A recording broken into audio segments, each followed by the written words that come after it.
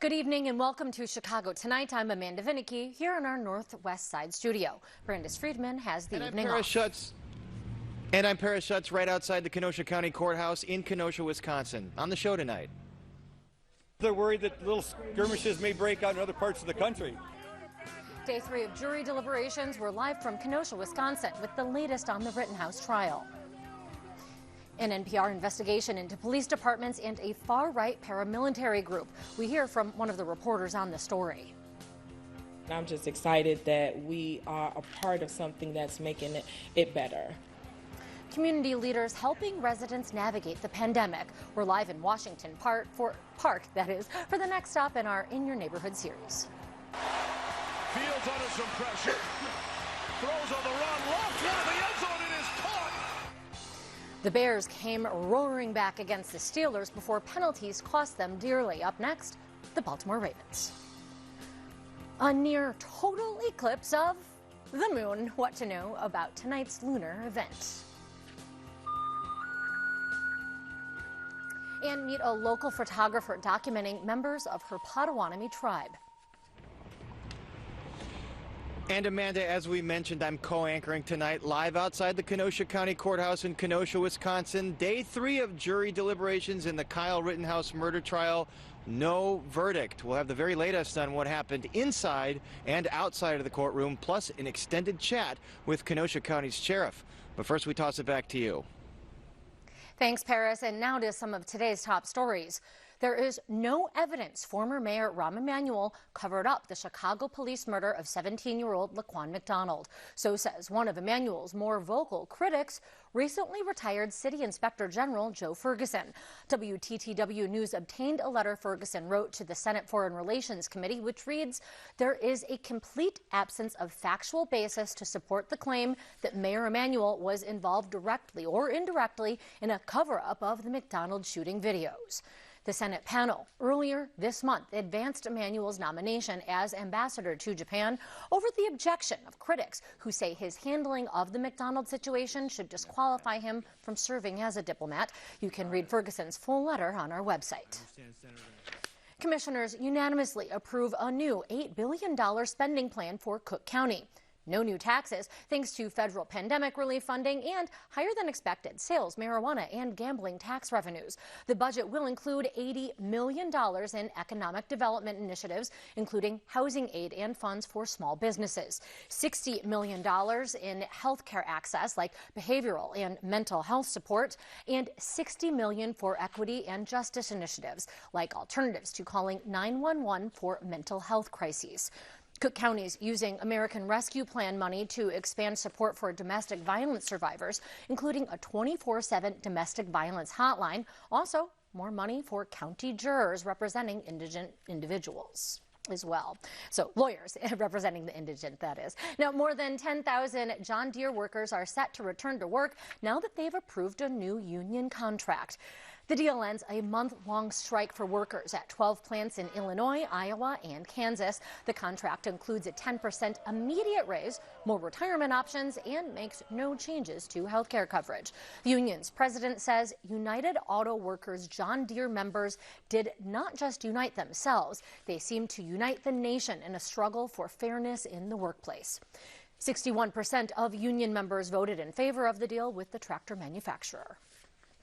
Up next, a live report from Kenosha as Day 3 of jury deliberations wrap up. Stay with us for more. Chicago Tonight is made possible in part by Alexandra and John Nichols, the Jim and Kay Mabey family, the Polk Brothers Foundation, and the support of these donors.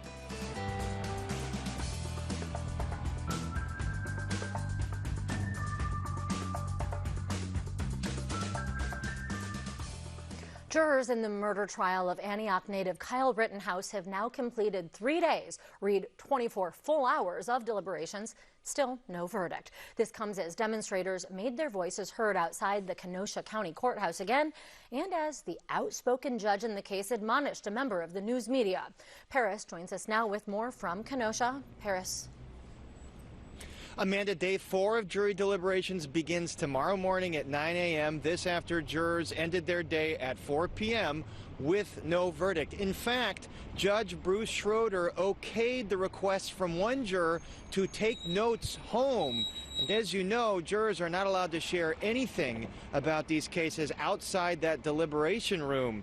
Now, the drama inside the courtroom today involved the admonishment of a member of the media. Kenosha City Police announced they arrested someone last evening for a traffic violation, but they have suspicion that that person, who was identified as a freelance journalist for MSNBC, was tailing the bus carrying jury members, and they are suspicious that that person was trying to photograph or contact those jury members. Now, in a statement, NBC News said that freelancer was not attempting to photograph or contact any jury members. Still, Judge Schroeder says the incident is very serious, serious enough to ban any reporters from that cable outlet from being in the courtroom for the remainder of the trial. This is a very serious matter, and I don't know what the ultimate truth of it is, but absolutely it would go without much thinking that someone who is following the jury bus, that is it's extremely serious matter, and will be referred to the proper authorities for further action. And outside the courthouse, a chilly day of demonstrations between Rittenhouse supporters and opponents, and many of these arguments took on broader political and ideological themes. Amid it all, the uncle of Jacob Blake, the man who was shot by Kenosha police officers, or a police officer, a year and a half ago, has been a constant at these rallies.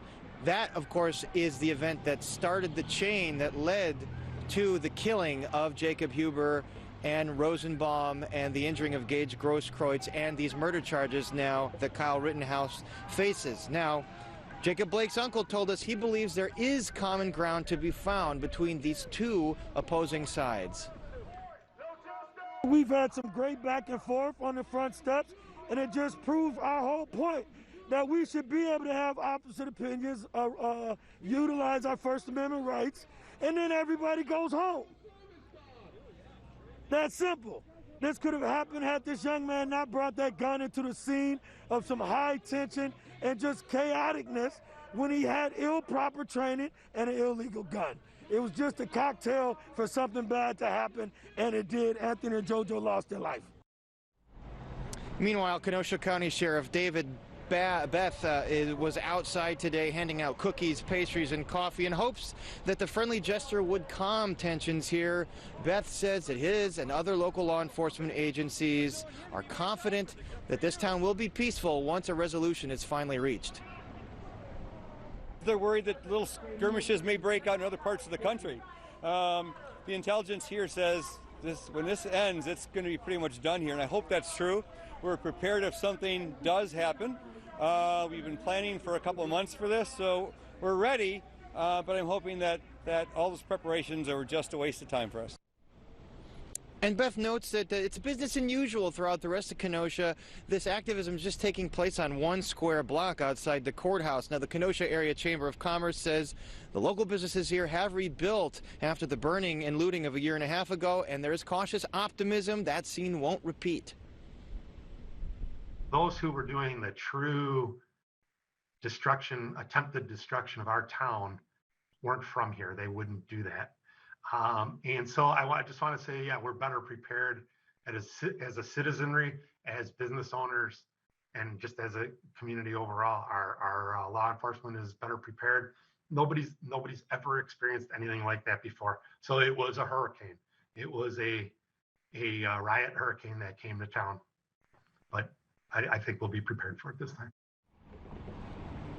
And one other note, there was a person that got some coverage yesterday that showed up with a rifle. He went by the name Maserati Mike. He's reported to have the real name of Jesse Klein and reported to be a fired former police officer from Ferguson, Missouri. That, of course, being the town where there was unrest following the police shooting of Michael Brown. Klein was seen again in the Maserati, kind of trolling around the courthouse with Illinois license plates, underscoring the dynamic here. There are a lot of different elements. Some folks very concerned about what's happening in the trial, but others streaming their own broadcasts and appearing to be out for their own personal agendas. And in a bit, Amanda will be talking extensively with Kenosha County's sheriff, but first we toss it back to you. Paris, stay safe out there. It's not just you and us, but I know the whole nation really watching, waiting for this verdict. Thanks so much. Washington Park is one of many historic neighborhoods on Chicago's south side. The community area is nestled between Hyde Park, Woodlawn, and Englewood. It's home to the former Scholl's Baking Company.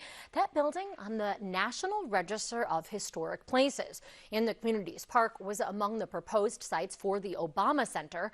Chicago Tonight's Nick Blumberg and producer Marissa Nelson spent the day in Washington Park for our Chicago Tonight in Your Neighborhood series. And Nick joins us now near the Green Line stop. Nick?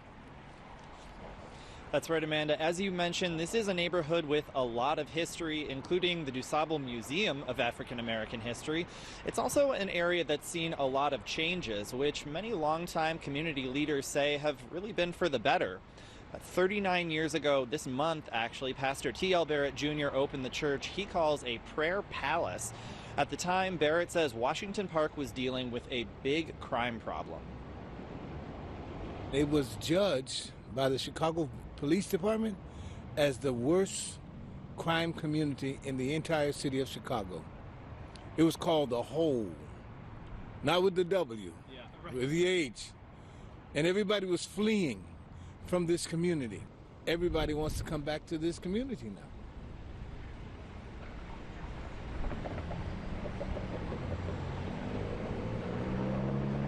COVID pandemic.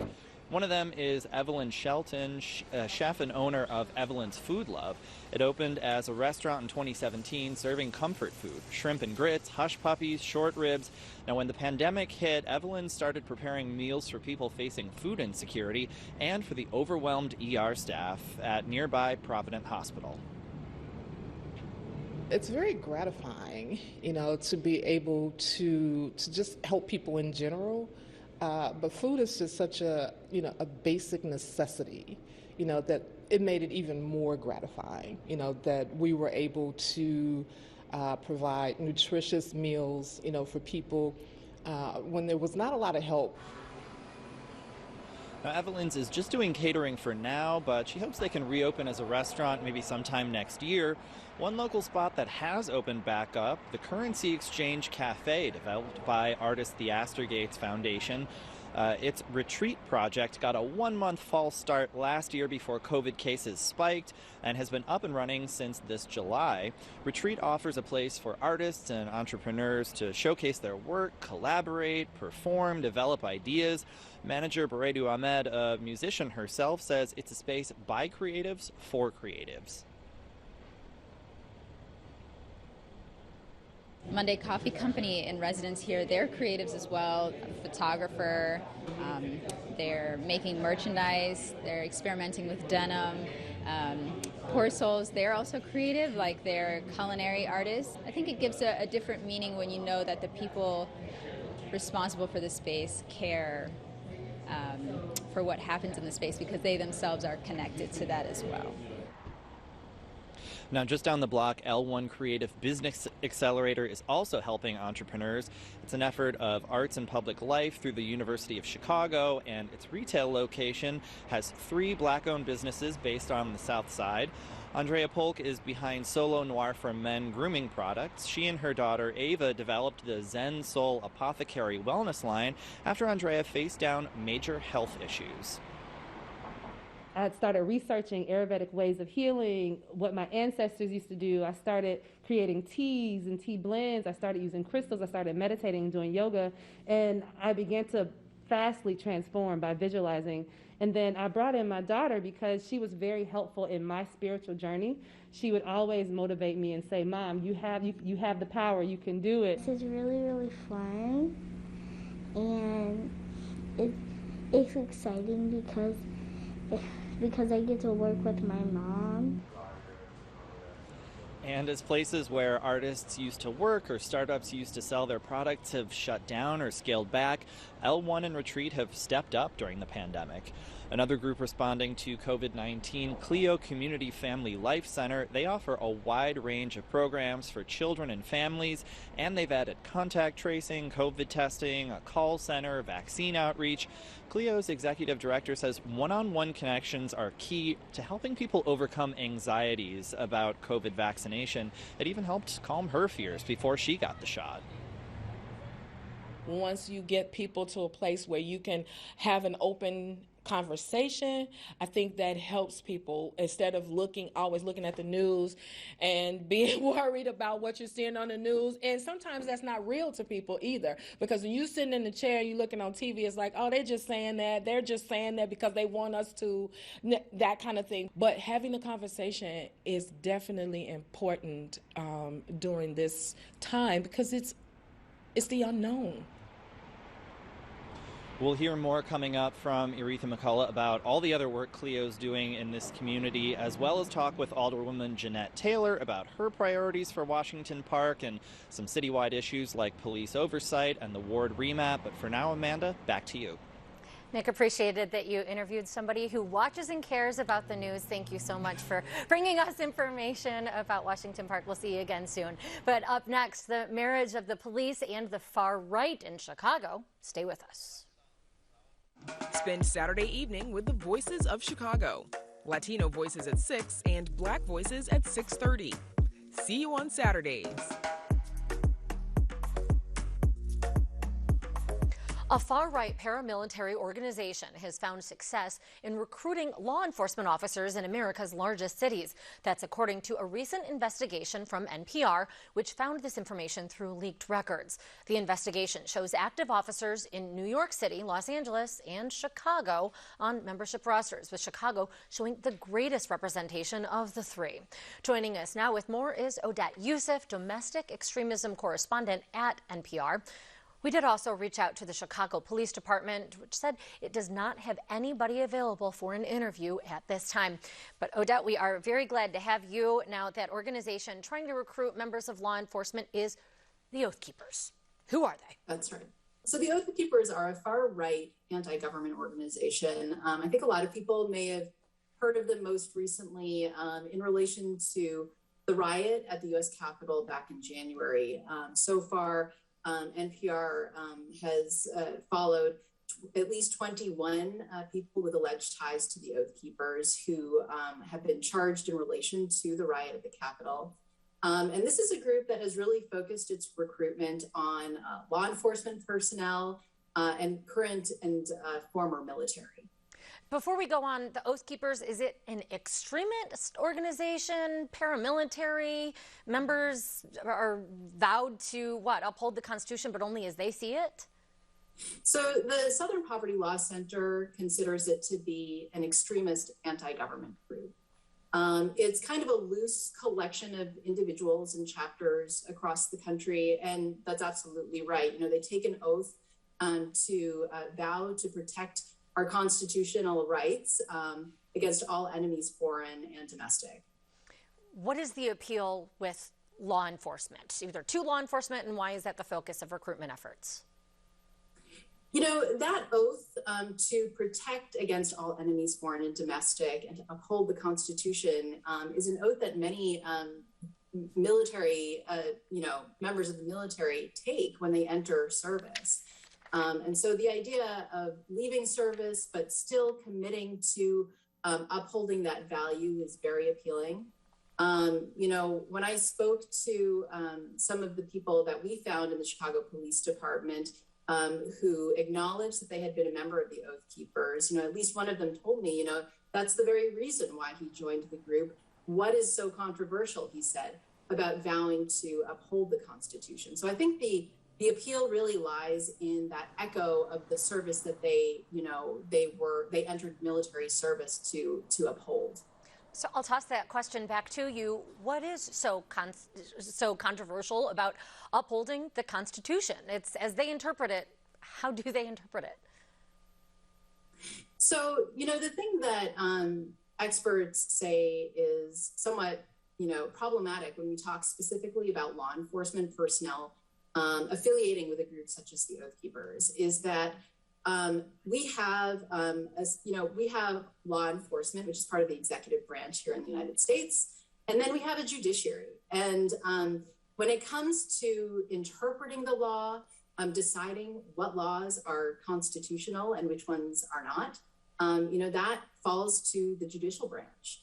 And so the concern that gets raised around having police officers or sheriffs designate themselves as interpreters of the law, the ones who can decide whether something is constitutional or not, that raises some concerns around whether they are in fact applying the law equally, and whether they are applying the law as it has been interpreted by the courts. Some of the very issues that the country is watching play out in the Rittenhouse trial right now with vigilantism, paramilitary. Now, you found, bringing this back to Chicago, that there were, I believe, 13 members of the Chicago Police Department who were on the membership rolls of these leaked records of Oath Keepers rosters. What more can you tell us about the involvement of Chicago police? So the tricky thing about the records that were leaked is that it doesn't give any good indication to us of when the person was a member of the Oath Keepers and whether their participation is still active. So, we reached out to all 13 of these individuals. As I mentioned, I was able to speak with 2. Some of the others denied that they had ever been members of the Oath Keepers, and several actually simply didn't respond. Those that we did contact told us that this was in their past, that they they weren't currently active in the organization.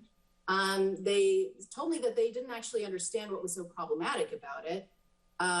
But we were interested to hear their perspective on what were some of the activating reasons that they would have affiliated in the group in the first place. And Odette, Chicago showed more representation in the Oath Keepers even than some of the comparable cities. CPD is smaller than the Big Apple's police force, and yet I think it was 13 CPD officers versus only a trio or so from New York. Why is that, and was that surprising to you? Yeah, that really was surprising to me, Amanda, and I think it comes down to some of the unique dynamics that we have in Chicago. When it comes to our police department here, one of the people that I spoke with said that he became interested in the group when, Chicago had enacted a ban on handguns, which was struck down by the Supreme Court about a decade ago. He told me that he had heard of the Oath Keepers from other members of the police department at that time who all felt that Chicago's ban on handguns was unconstitutional.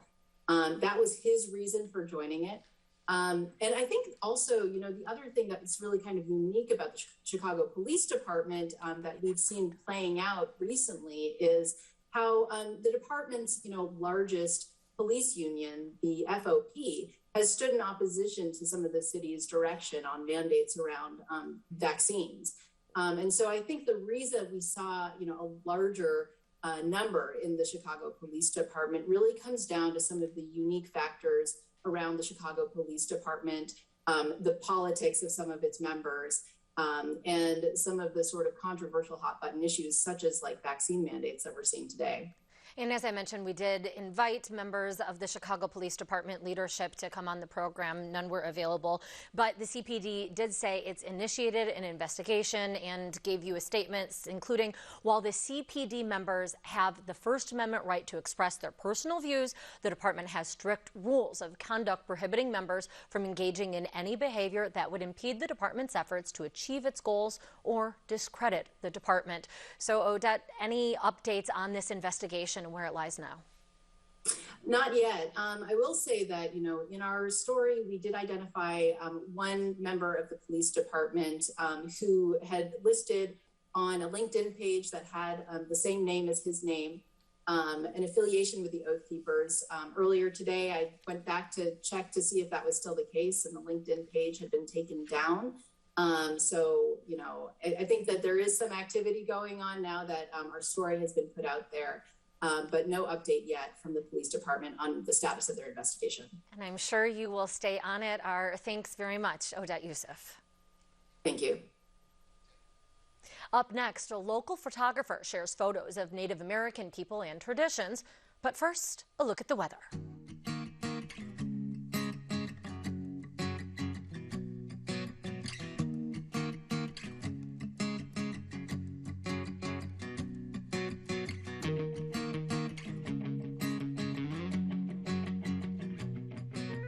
There's much more ahead on the program, including how Kenosha community members are preparing for a verdict in the murder trial of Kyle Rittenhouse. But first, articles of colorful clothing and ornaments tell the story of the person who wears them. The whole ensemble is called Regalia, and it helps preserve the heritage of an entire community. A local photographer with roots in the Potawatomi Nation has been documenting her people and their legacy. Producer Mark Vitale has the story.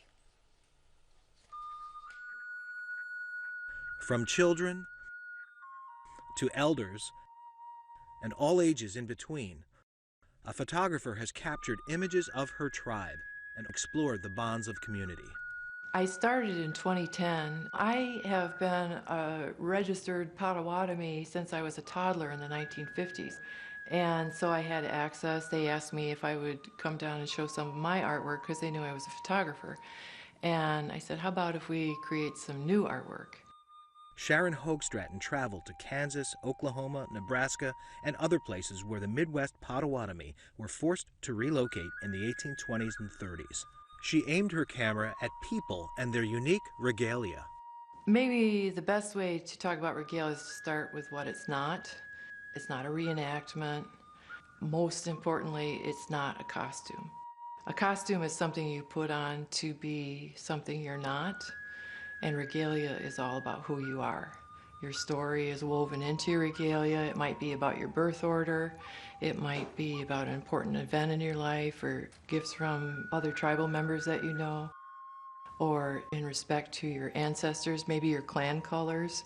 So your regalia is never finished. It's always evolving, and it tells your story. Her large format photographs preserve those stories. They are featured in a new book that is currently only being distributed to Potawatomi nations.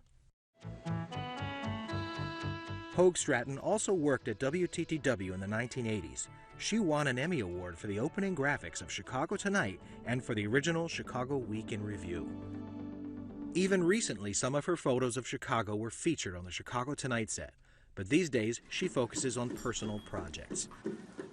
These are just regular folks. They work in factories, or they go to Stanford, or all across the scale, and they just came in to be part of this project. They weren't nervous or modest. I didn't have to coax them. They just came in and did it. It was really amazing. It was a gift. The pictures also spotlight many veterans of the United States Armed Forces. Native Americans volunteer at a higher percentage than any other ethnic group. Why would they do that after, all these troubles with their past? Well, one, they do it to honor the ancestors. Two, this has always been their land and they will always defend it. So that starts to make some sense. There's a very positive mindset amongst our people that you stay on the red road. The red road is the good road. You are grateful for the things that you have from Mother Earth. What I love about regalia is it's just proof that we are still here. When you see kids and older men and grandmothers and storytellers all taking such pride in their regalia and all the storytelling that is in each piece of regalia, there's no question we are still here. For Chicago Tonight, this is Mark Vitale. Those colors, they are just beautiful, and I love this notion that a story is never finished, and therefore the regalia isn't either. Now, that book titled Dancing for Our Tribe, and so far just 25 copies have been printed. They went to the Potawatomi nations for posterity. There are plans for a wider publication of the book in the new year. For now, though, you can see more of the photos on our website. Still to come on Chicago Tonight, Kenosha is county sheriff on preparing the town for a Rittenhouse verdict. Some fear the Obama Center in nearby Woodlawn may lead to displacement in Washington Park. We talk with the area's alderperson, Jeanette Taylor. After coming up just short against the Steelers, the Bears look to break a 4-game losing streak when they host the Baltimore Ravens Sunday. And night owls or early risers might be able to catch a lunar eclipse overnight. We share how to watch the best celestial show. But first, some more of today's top stories. The U.S. government and drug maker Pfizer strike a billion-dollar deal. The government set to pay Pfizer more than $5 billion for treatment courses for its experimental COVID-19 pill if regulators authorize it. Earlier this week, Pfizer requested the Food and Drug Administration grant emergency use of the pill. Pfizer's pill has been shown to significantly cut the rate of hospitalizations and deaths for people infected with COVID. The FDA also reviewing another pill, this one from Merck, and set to hold a public meeting on it later this month. CVS Health announces it will close 900 of its stores in the next 3 years, erasing 10% of the pharmacy's retail locations nationwide. CVS says it will close about 300 drugstores a year for the next 3 years. The company says it will commit to offering employees affected by the change the choice to relocate to other stores. In September, the company said it would start recruiting workers in anticipation of COVID-19 booster shots and flu vaccines. The Chicago Police Department's revamping how officers are to interact with minors. The city says it's preparing to also roll out a new $10 million program meant to keep teens who commit minor crimes out of jail. Thousands of arrested teens are currently being sent to a center aimed at diverting punishment by completing counseling and treatment programs. But an audit last year found the center did not properly keep records and operated like a traditional jail. A follow-up audit out today says improvements have since been made. There's much more on this story on our website, including links to both audits. The Magnificent Mile will sure be earning its name this weekend. The city's annual Magnificent Mile Parade returning Saturday, following a hiatus last year because of the COVID pandemic. This year's Grand Marshals are everyone's favorite mouse couple, Mickey and Minnie. They'll be joined with a few more friends. Mickey and Minnie will kick off this Saturday's parade with a tree lighting ceremony along the Mag Mile route. And now we head back to Kenosha, Wisconsin, where Paris has been covering demonstrations around the Kyle Rittenhouse trial. Paris. Amanda, Kenosha County Sheriff David Beth has become a very familiar figure here, going back all the way to the initial chaos that unfolded after the shooting of Jacob Blake. And he was outside the courthouse this afternoon handing out coffee and cookies and pastries. I began our conversation with him by asking him why. Well, it's a cold day. We have protesters, and I'm hoping that the coffee and cookies kind of takes a little edge off a few people here. And I think it has. A little while ago, I walked through the entire crowd and gave cookies to everybody up there protesting. So if it can keep someone from getting into a fight, if it can keep a few people from pushing and shoving, then every penny that was spent here today was well worth it. And you know, I mean, there's so much national attention here. What do you want to tell viewers about what's really going on the ground versus maybe the perception that they see? Yeah, here in Kenosha, we've got about 40, 50 people standing on the courthouse steps with bullhorns and signs and really not doing too much. And if you look about 100 feet in any other direction, it's business as usual here in Kenosha. Even the people that are here, I mean, I just walked through, handed cookies away.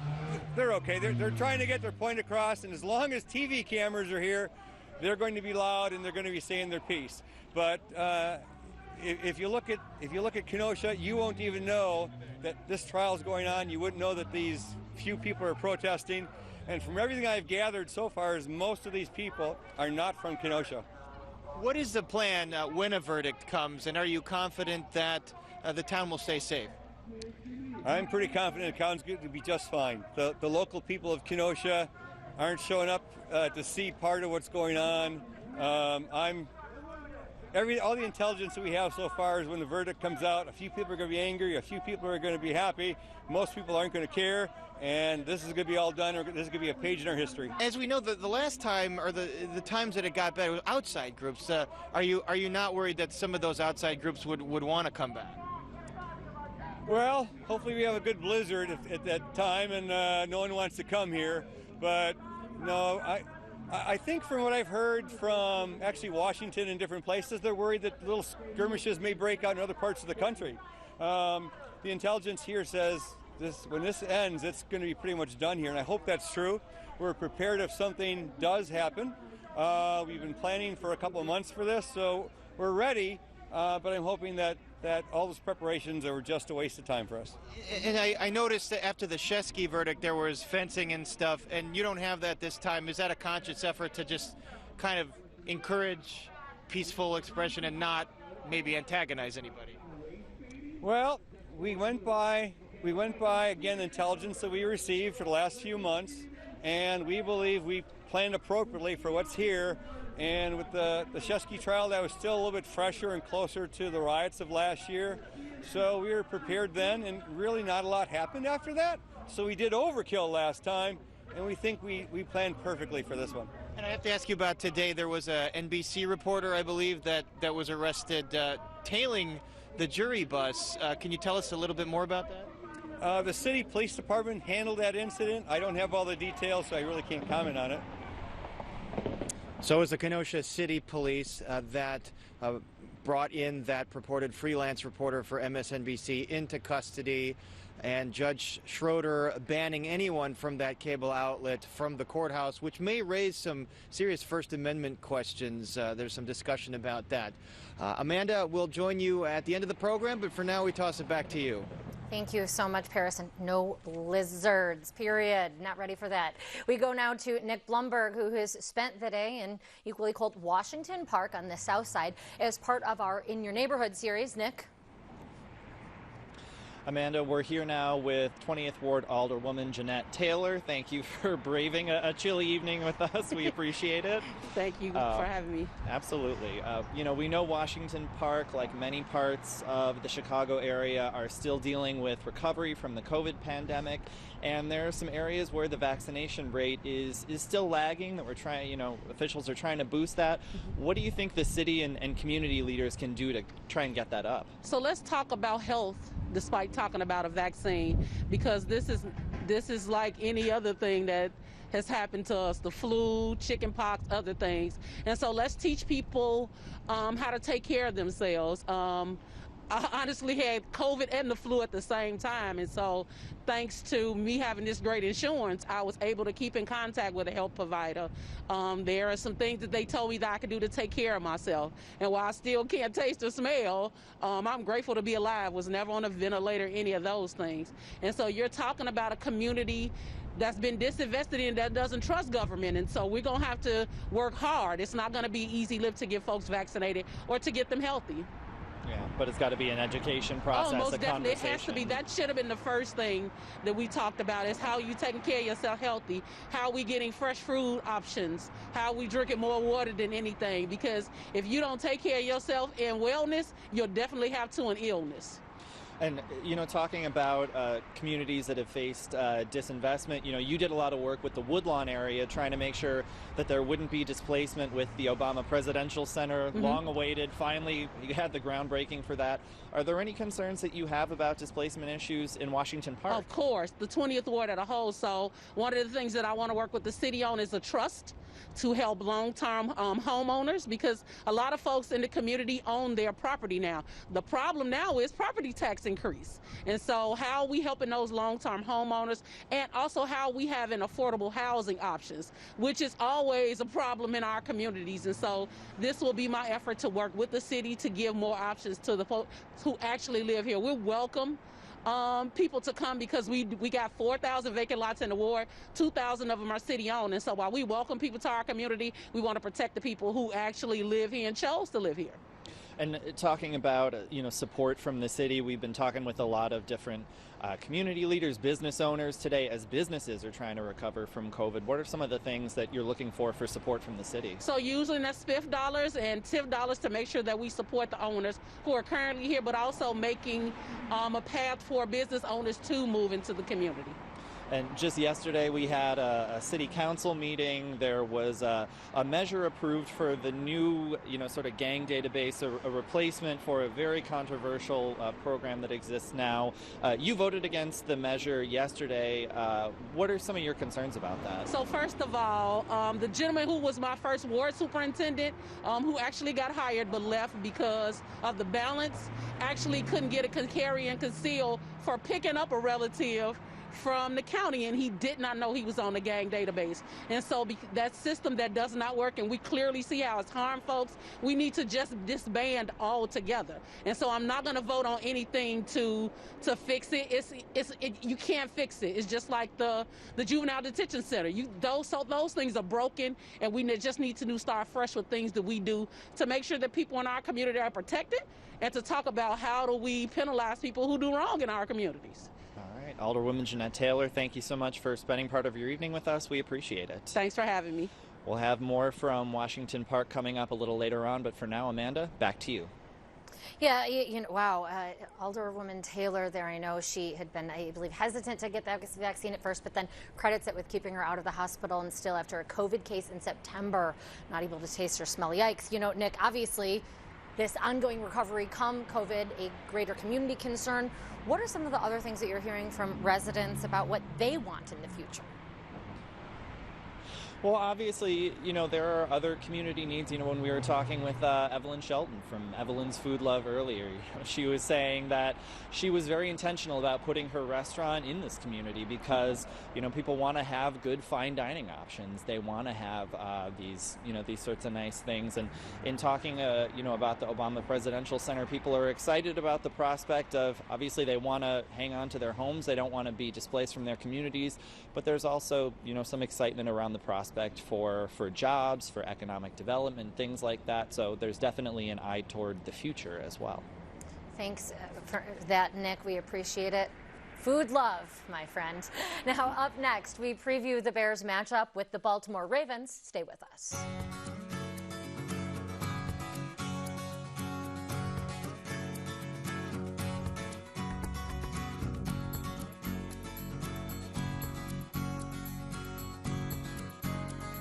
The Chicago Bears are emerging from hibernation following their bye week. In their last game, the offense showed signs of improvement as the team, led by rookie quarterback Justin Fields, came up just short against the Pittsburgh Steelers. Up next, the Bears take on the Baltimore Ravens at Soldier Field on Sunday, hoping to break their 4-game losing streak.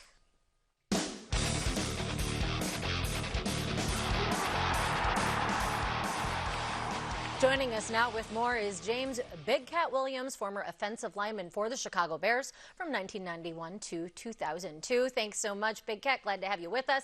Now, there's an idea floating in the Chicago City Council trying to keep the Bears in the city by buying the team and then selling shares to fans, something along the lines of the Green Bay Packers model. So, not that the McCaskies are selling that I've heard of, but if, is that something that you would like to see? I really can't see it happening. I mean, you think of all the money that is now being invested as far as legalizing gambling and the talk of the stadium. And I just can't see any way that the McCaskey family would, part ways or separate with the Bears organization, the name, the family ties. Not just for the love of Chicago, least of all, following in a Green Bay Packers, the big rival model. Now, given that the Bears are on this 4-game losing streak, did this bye week come at a good time for the team? Yeah, this is about halfway through the season. It is usually the perfect time. It usually doesn't work out that way, but for the Bears it did. It gives them, as a coaching staff, a great opportunity to go back and look and see things that worked or have not worked throughout the season, figure out how they can make the offense more productive, what they need to do defensively to shore up things, to cause more turnovers, get more turnovers, shore up tackling, and just basically scheme things. And then, for the players, it's just about recharging your battery, getting your energy back up, getting a couple workouts in, and just getting your body and mind back together. Well, speaking of going back and taking some time, the last game against the Steelers, the Bears were called for a controversial taunting call.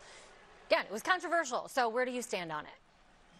It's a ridiculous rule, I think, as far as taunting goes.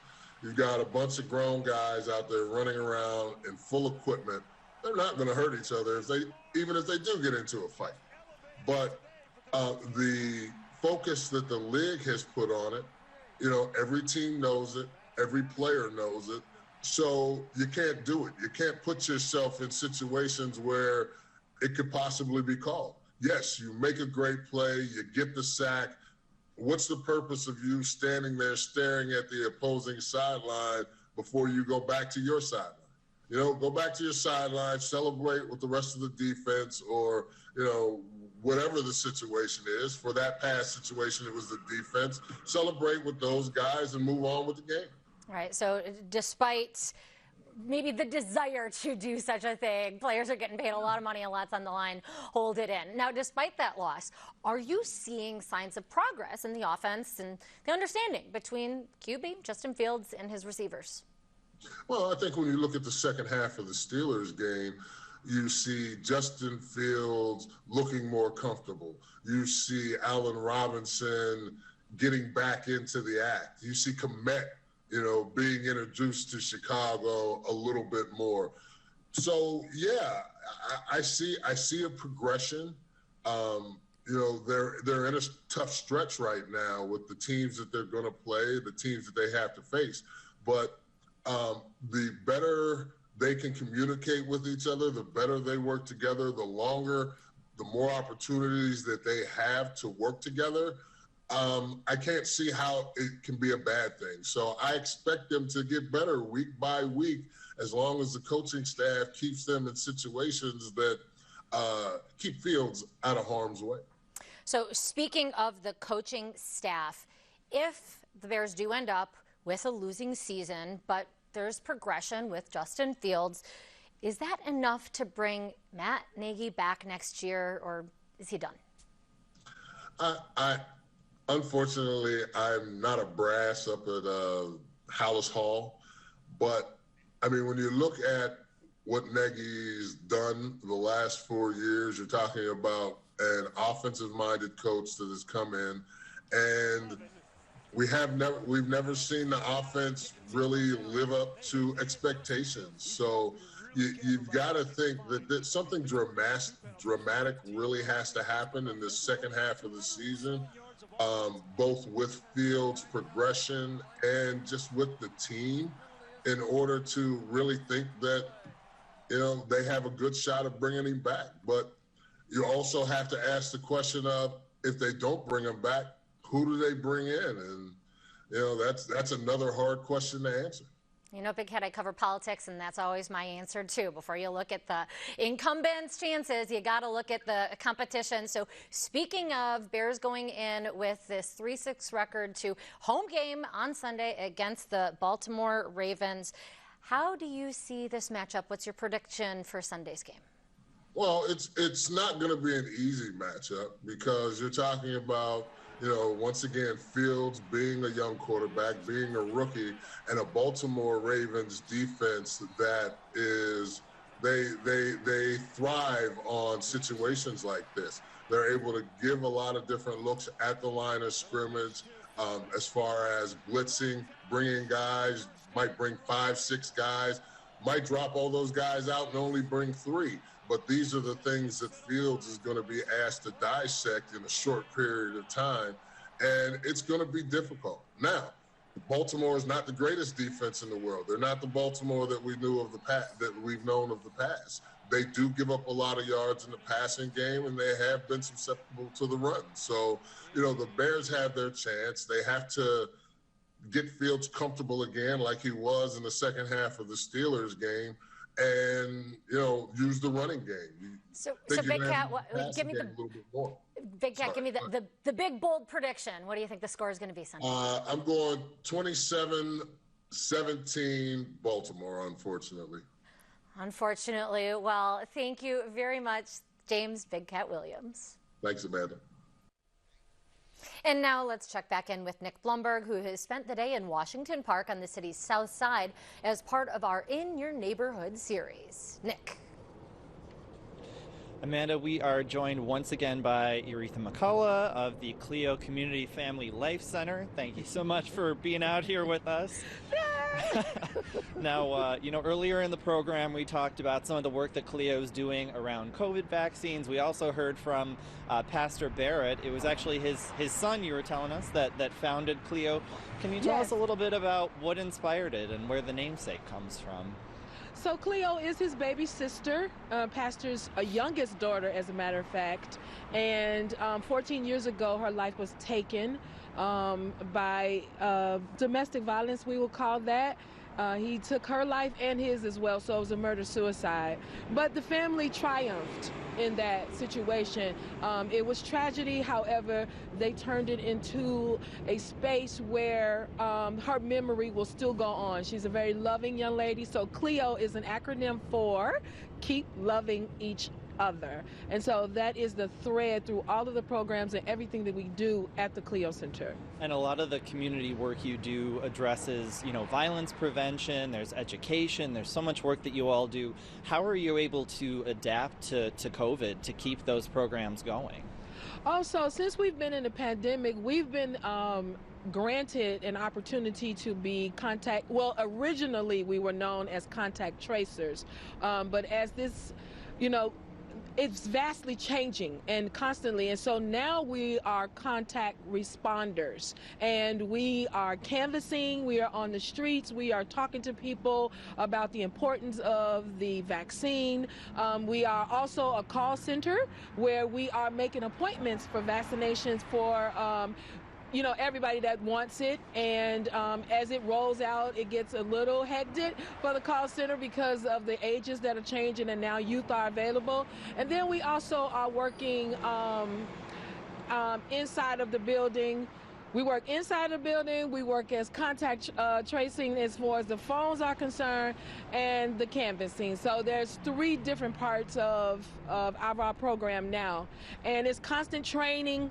We're always training and learning new skills and learning new things about how to protect ourselves during the pandemic. And I know you all have a coat drive and a toy drive coming up, as well as the mobile food pantry that you do. Yes. How have you seen the demand for that pantry? So the pantry has, we've seen a decline because initially the people were afraid to come out. We've only missed 1 pantry. We have a wonderful partner with the Greater Food Depository. Greater Chicago Food Depository, thank you. And they've been working with us. We initially started off with individual packed boxes so that people wouldn't have to worry about, being so close to one another and everything like that. So we are working still monthly, and it's every first Wednesday of each month. All right. Well, thank you so much for braving this chilly evening with us and telling us about some of the work that you do. Thank you so much. That's all for us from Washington Park. We had a chilly day out here, but a very warm welcome, and got to learn about a lot of the great work that folks are doing in this community. Amanda, back to you. Keep loving each other. That's a powerful name and a powerful mindset. And thank you, Nick. We have loved your mini tour through Washington Park. And up next, details on an upcoming celestial show. But first, a look at some of the events happening around town this weekend.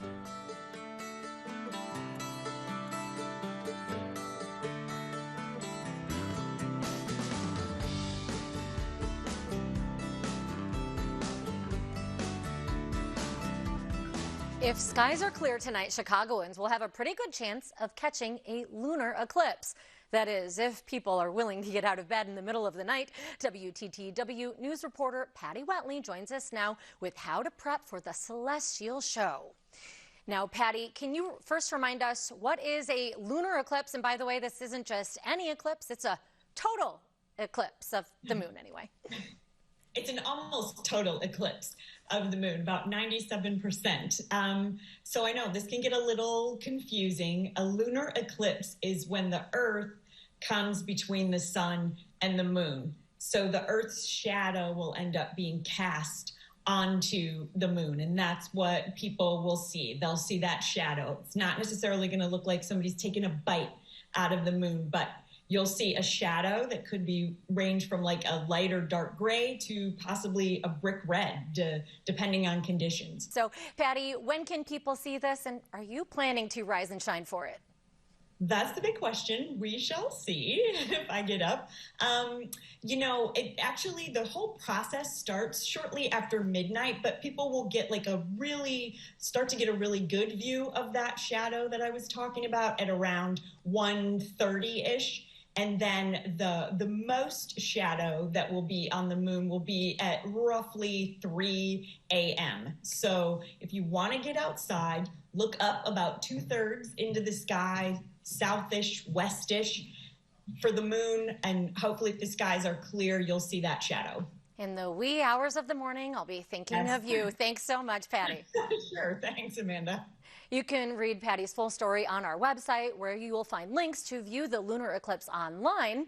It's all at WTTW.com/news. And we're back to wrap things up right after this. Chicago Tonight is made possible in part by Alexandra and John Nichols, the Jim and Kay Mabee family, the Polk Brothers Foundation, and the support of these donors.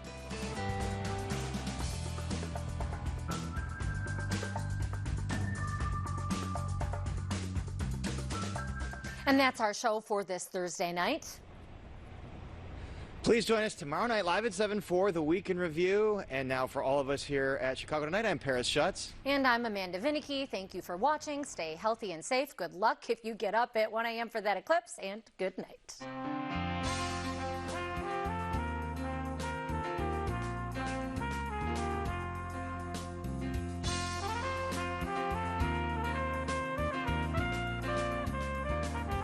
Closed captioning is made possible by Robert A. Clifford and Clifford Law Offices, a personal injury law firm representing dozens of families in the crash of a Boeing 737 MAX 8 jet. Mr. Clifford is the lead counsel in litigation in federal court in Chicago.